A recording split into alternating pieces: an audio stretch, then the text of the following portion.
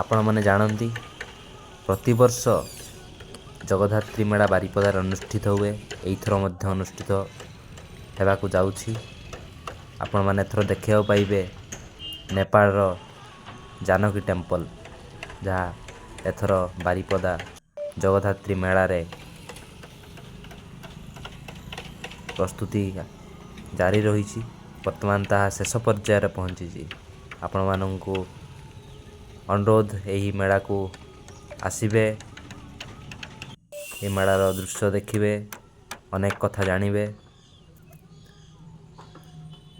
ଭଲ ଭାବରେ ମଜା ନେବେ, ଏହି ଅନୁରୋଧ। ବହୁତ ସୁନ୍ଦର ଭାବରେ ଏହାକୁ ସଜେଇ ଦିଆଯାଉଛି। ବହୁତ ଜଲ୍ଦି କାମର ଶେଷ ହେବ। ବର୍ତ୍ତମାନ ଏଇଟା ଶେଷ ପର୍ଯ୍ୟାୟରେ ପହଞ୍ଚିଛି କାମ।